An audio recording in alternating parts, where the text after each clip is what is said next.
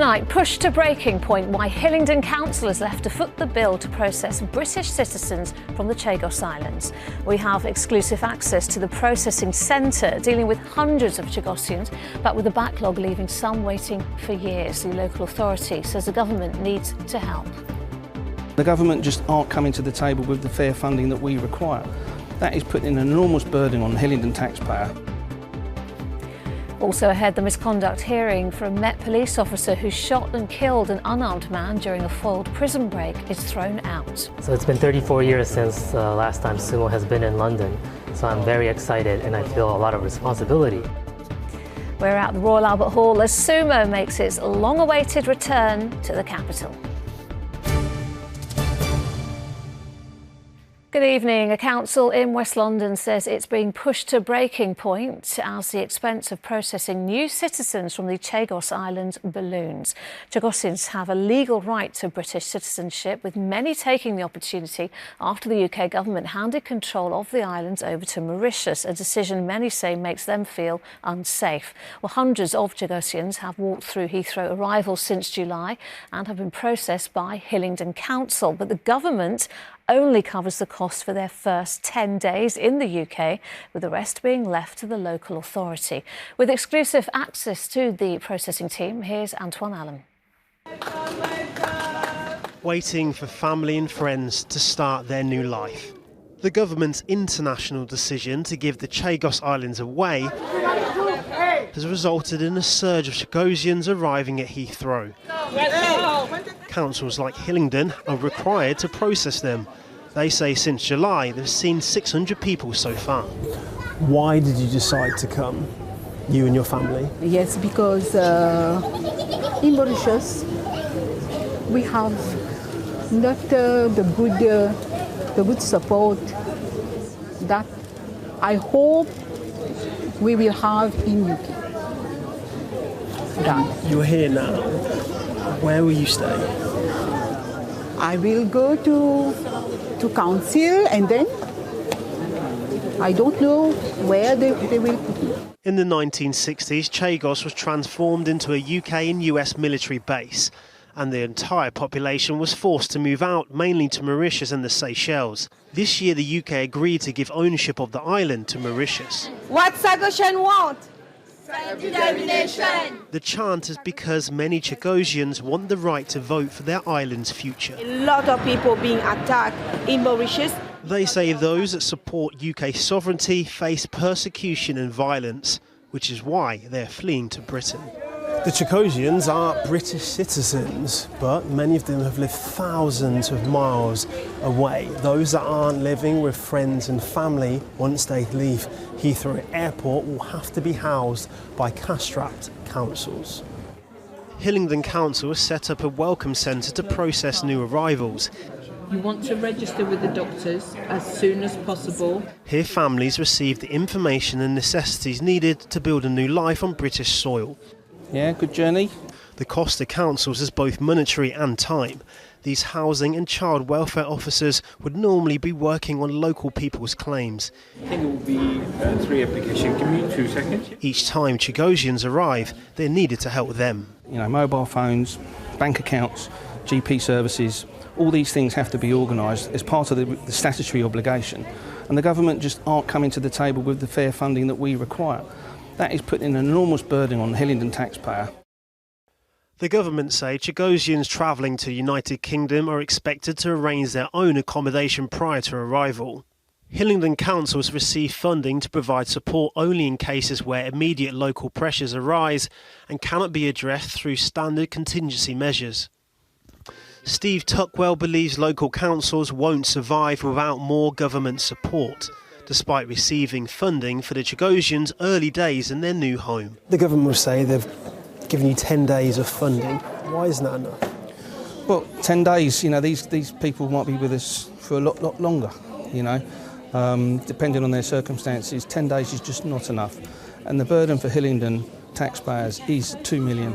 That's fact. You can do the maths all day long. It's £2 million, which Hillingdon doesn't have. Maria and her family finally know where they'll be staying. In Nottingham. In Nottingham? Oh, so you're leaving London? Well, good luck. Yeah, thank you.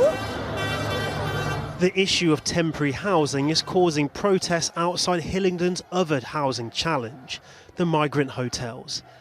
Hillingdon Council say they are facing a temporary housing shortage due to having to also accommodate asylum seekers once they leave the hotel. But local families need help as well. Mum of 3, Tracy, sleeps on the sofa while sharing her living room with her son. A makeshift wall conceals the growing boy's lack of space. How long do you think you're going to have this bed before I have to get a new one? She is one of over 3,000 people on Hillingdon Council's housing register. Tracy has already waited 7 years to move and has been told a new home won't be available anytime soon. 12 years. And altogether that will be 20 years I've been waiting, which means my son will be 21, 22 by the time that's even if there is a house then. So that's a long time. And how does it make you feel when you see just so many other people having to be housed in the borough, from the asylum seeker hotels to the Chagos Islands to London being London and people come in, yet you and your family are struggling? Mm-hmm. Yeah. And don't get me wrong, I'm very proud of the country we are. We're very kind, we're very caring, and, you know, we're very accommodating to people. But at the same time, you know, I've been a Hillingdon resident for 24 years almost, and, you know, I'm not getting anything back, and it's just unfair. A house is safety and security no matter where you come from.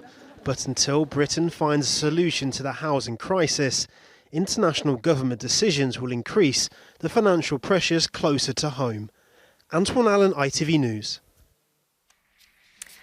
10 years ago, father of 2, Jermaine Baker, was shot dead by a Met Police firearms officer known only as Whiskey 80. The officer says he thought Mr Baker, who was in the passenger seat of a car, was reaching for a weapon, but he was unarmed.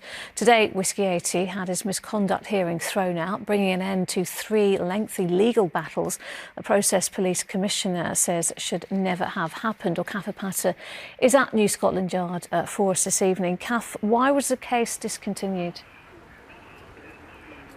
Well, Lucrezia, it was only a few hours ago that we learned that this misconduct case against W80, the one who shot Jermaine Baker, was thrown out. It was due to conclude on Friday. The panel due to give their decision on whether or not W80 keeps his job sometime next week. Instead, they've decided that there is no case to answer. In terms of the background to all this, Jermaine Baker was shot in 2015 as part of armed police efforts to stop an attempted prison break. He was shot at close range because W80 thought he was reaching down to pull out a gun. In fact, a fake gun was later found in the backseat of the car Jermaine Baker was sat in. Jermaine Baker was sat in the front part of the car. In 2017, the CPS decided they wouldn't be bringing any criminal charges because there was insufficient evidence. Then, in 2022, the public inquiry concluded that despite police failures, Jermaine Baker was lawfully killed. But the IOPC, the police watchdog,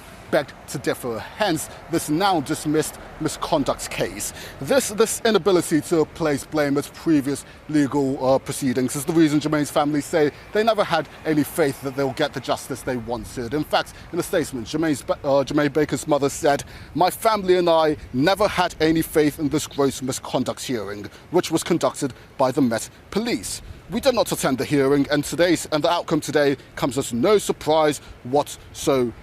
As for the Metropolitan Police, it's been a long and lengthy process to get here. There have been criticisms about the number of years it's taken. One of those critics has been none other than Commissioner Sir Mark Rowley.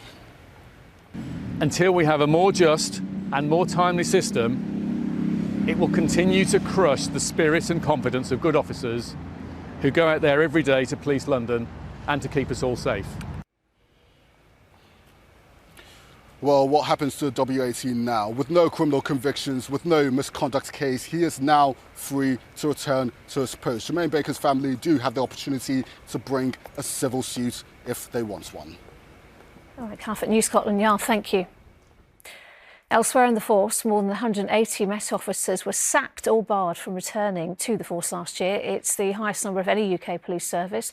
They were dismissed between April 2024 and March this year, with most serving at the time. Thames Valley Police recorded the 3rd highest total, while the City of London Police had 6. And a manhunt is underway after a man in his 20s was stabbed to death in Catford. Police were called to Rushy Green in the early hours of this morning, where he was treated for stab wounds at the scene but later died in hospital. So far, no one has been arrested. Epping Council's bid to shut down an asylum seeker hotel began at the High Court today. The Home Office had an initial temporary injunction stopping asylum seekers being housed at the Bell Hotel overturned. But now the council wants to shut the operation down for good. Helen Keenan is at the Royal Courts of Justice tonight. Helen, can you remind us of the case?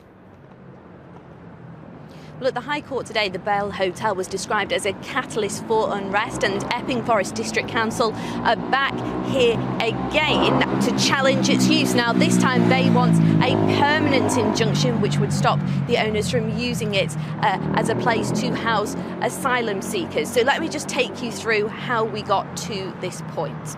Now, in April, asylum seekers began arriving at the Bell Hotel. Over the summer, it became the focus of several protests and counter-protests, some of which turned violent. This was after an asylum seeker was charged and convicted of 2 sexual assaults. Now, on the 15th of August, Epping Forest District Council applied for an interim injunction. A few days later, the High Court granted it temporarily, blocking asylum seekers from being housed there. But on the 28th of August, the Home Office challenged that decision. A day later, the Court of Appeal overturned the injunction. All right, Helen, so what did we hear in court today? Well, in court today, there have been representatives from the Bell Hotel, the Home Office, and of course Epping Forest District Council. Now, opening the council's case there, Casey said if it was the Ritz Hotel housing asylum seekers and turning Piccadilly into an eyesore with fencing, it would need planning permission. And that is the council's argument, that the material use of the hotel has changed and they haven't got planning permission to do that. Now, lawyers for the Home Office and those representing the hotel say there has been no breach of planning laws. The Home Office have previously argued the closure of asylum hotels must be structured and gradual. Now, the hearing, which opened at the High Court today, is expected to conclude on Friday. All right, Helen, at the High Court, thank you. Still to come on the programme. The winners of the Wildlife Photographer of the Year are revealed at the Natural History Museum, and it's konnichiwa to Kensington as the Grand Sumo tournament returns to the capital after 3 decades. But first, a woman who's broken the record for the longest surviving heart and lung transplant patient has urged more people to get on the donor register nearly 40 years after the life-saving surgery. Katie Mitchell from Sidcup was just 15 when she received that call that gave her the gift of life after living with a rare form of heart disease. Now, with more than 8,000 patients on the transplant waiting list, she's hoping she'll inspire others so her own record can be broken. Graham Stothard reports. On the 23rd of September 1987, doctors said Katie Mitchell, then 15, had just days to live. A congenital disease had left her with irreversible lung damage and heart failure. But 38 years later, at 53 years old, she's still going strong. They said to me that if I hadn't had the operation when I probably had about a week to live. I had no doubts that it wouldn't work, so I just went in thinking it's going to be fine. I suppose the age helps, where you just accept that things are going to be okay, and there was no Google to check. It was such a high-profile procedure. Shortly afterwards, she met Princess Diana. So pioneering, the best information she had to go on was from her then surgeon. One of the limits of heart transplantation, and probably heart-lung transplantation, is going to be chronic disease in the organs we transplant. But we now know that there are certainly good 1 year, and certainly now getting good 5-year results. Hey, fancy meeting you here again. How wrong he was. 3 years ago, 35 years on, they had a reunion. She travelled from her home in Sidcup to say a hearty thank you for his handiwork. She's now the longest surviving heart and lung transplant recipient ever, still astounding today's professionals. Katie is an inspirational story. She is remarkable in every regard. She's a great testament to how transformative and life-affirming transplantation can be, and underlines the absolute need for people to consider organ donation at a very difficult time. I do feel so grateful for the organ donors their family. Such a terrible decision for them to make. But it just changes someone's life who's had a transplant. It's a lovely thing to do. She still takes medication twice a day, a tiny inconvenience for decades of memories that very nearly didn't happen. Graham Stothard, ITV News. Now, my guest tonight is an actor, author and historian who brought to life not just hugely significant moments in history, but also one of the best-loved characters in TV comedy. From Blackadder's Baldric to digging up discoveries on Time Team, Sir Tony Robinson has now penned his first adult historical fiction novel, The House of Wolf. He's here to talk all about that and lots more, but first, here's a reminder of some of his best bits. 1, 2, 3, 4. So how many are there? 3. What? And that one. 3 and that one. Occasionally they used to include a bit of urine into the mix to give added zest. We've dug some important sites on Time Team, but they don't come much bigger than this, because this is Westminster Abbey. Oh, I'm very pleased to say Tony Robinson is here. Hello. Hi. It's lovely to have you in the studio. It's lovely to be here. With your new book right in front of you there. Oh. The House of Wolf. The House of Wolf. Wolf. There you go, quick plug. Listen, how does a boy from Hackney become so obsessed with the Anglo-Saxons? Because that's what it's all about, isn't it? Yeah, well, King Alfred, who the book is all about, he was the guy who put London back on the map. After the Romans left, London just kind of went there. Yeah. And no one really knew much about it. But when Alfred came, he put it right back on the map. And it had been really just a convenient place for foreign merchants to park their boats on the beach, or the Strand, of course, as they called it. But then under Alfred and his son, his grandson, woof, it suddenly became really powerful again. Why are you obsessed with that time in history? Oh, Alfred, right. He's the only king that we've got who we call the Great. And we do that, first of all, because he's the one who defeated the Vikings when no one else in Britain was able to do so. And secondly, once he'd done that, he was like this brilliant king who changed our currency, our architecture, our literature, just about, anything good, he made that bit better. Yeah. So why wouldn't I want to celebrate him? Isn't there a statue of Alfred the Great? Oh, yes, in London. It's a very famous one, isn't there? Yeah. The biggest ones are actually out in what was then Wessex, but is now sort of, Surrey and Sussex. But so everyone wants a piece of the action, even in the Midlands. And the book's doing really well, isn't it? Really well. Yes, it's been in the Sunday Times top 10. Wow. Well done, well done. And listen, you've kind of like, you've spent your life really bringing history to life. Yeah. And bringing it to a really wide audience. Time Team, that was a huge show for you. 20 years. 20 years, 20 years that went on. So that's why I want to write about the English earth, because I've spent so much of my time in it. Even at Westminster Abbey, you dug up a bit of that, didn't you? Yeah, we did. But just a tiny little bit of the grass inside the fence. That's all we were allowed. But even that, we got loads of history out of it. I mean, the great thing about London is, honestly, anywhere you do a tiny little hole, you're going to come out with a story. Scratch beneath the surface. Yeah. Listen, there was a lot of excitement in the newsroom today when we heard that you were coming in, not just to talk about the book, because so many people will know and love you as Baldric in Blackadder. Let's just get a reminder. What irony is, it's like goldy and silvery, but it's made of iron. It's a stupid joke, but somehow in that Baldric costume it becomes funny. There's something about the fact that, the British, we love an underdog, right? Yeah. And that's part of his success, isn't it, Oh, as a absolutely, character? yeah. I mean, when the British forces are out fighting, they've always got someone they call Baldric. Yeah. Yeah. How much of you is in Baldric? That's what I want to know. Because was it by accident that you kind of got the part? Oh, it was completely by accident. Yeah, I was cast on the Thursday before they were going to start rehearsing on the Monday, so I knew I was not the first choice. They just needed someone very quickly to play this servant. I mean, it's a real lucky break, like in the movies. Now, I know you're all into writing your adult historical novels now, but if you got asked to play Baldric just one more time, would you do it? Oh, I would, like a shot. I don't think it'll happen, but I'm there. I'm ready. That is the answer that makes so many of us very, very happy. So Tony Robinson, is absolutely lovely to talk to you and to hear more about your book. Thank you. We'll see you again. Thank you. Now, it is renowned for hosting some of the biggest musicians and orchestras in the world, but for the next 5 days, the Royal Albert Hall has been transformed to host some of the world's most substantial athletes. The Grand Sumo tournament has left Japan for London for the second time in just over 30 years, and 40 world-class wrestlers have been flown out to the capital. But how does a venue prepare for an event of this scale? Well, Rags Martell's been finding out about reinforced seats, cultural links and the high demand dojo. Weighing in at 6 tons, 40 sumo stars, big in Japan and now battle ready here in London. So it's been 34 years since last time sumo has been in London, so I'm very excited and I feel a lot of responsibility to entertain the British fans here.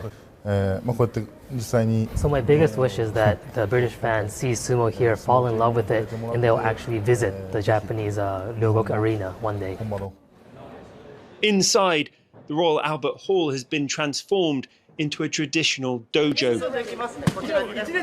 A 5-metre mound of sacred clay hammered into place with empty beer bottles that have travelled with the touring team. The wrestlers flew into Heathrow on Sunday, some making the 6,000-mile trip from Tokyo for the first time. Chicken is nice. And as well as eating 70 kilos of rice a day, they've been hungry for sightseeing in the capital before the contest begins tonight. Behind the scenes, there's a heavyweight operation to support the wrestlers. Some of the seats here have been reinforced to support 200 kilos. And there are also claims that they've had to fortify some of the toilet seats. Funnily enough, one of the original sumo venues, which was built in the early 20th century in Tokyo, was based on the Royal Albert Hall. So we have a strong link in that sense. We have a venue which is a cauldron, and when we have sporting events here, the atmosphere is like nowhere else. In 1991, that's vintage Terrell. The Royal Albert Hall hosted the only other sumo tournament held outside Japan until now. And back then, as you can see here, similar reinforcements to hotel beds were made to keep the wrestlers comfortable. You'll have the drumming outside the hall as you come in, all the colourful flags. So it's for us, it's as much about presenting a little encapsulation of Japan in this place, as well as the sport itself. With the ring now blessed, 150 years of tradition and ritual is about to take centre stage. Well, that blessing ceremony really kicks off this unique moment in sumo wrestling history. Only the second time in a millennium and a half that a sumo tournament has been played outside of Japan. And that Shinto ceremony is the traditional opening of the tournament. There were offerings of sake and dried squid thrown onto the pit. The clay itself is English clay coming all the way from Kettering. As for tickets, no chance at all. They all sold out on the day they went on sale.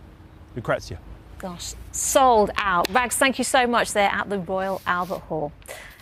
Sally, weather now. Listen, it's... No segue to me and No Sumo. segue, sorry. I haven't got time. But listen, goodness, it's thank been goodness. very, very grey, hasn't it, for the last few days? But the temperature's not as cold as it should be. No, actually, they've been a little bit above average, but we have got, like, October is a transitional month, so it will sort of drop off, most likely, as the month It'd be nice to see goes the on. sun sometime, though, Yes, it would, wouldn't it? Actually, it's not been that much sunnier than average, but it's just that all the other months since February have been sunnier than average. So, yeah, we're missing it, but the odd person has spotted it. Take a look at this. Here we go.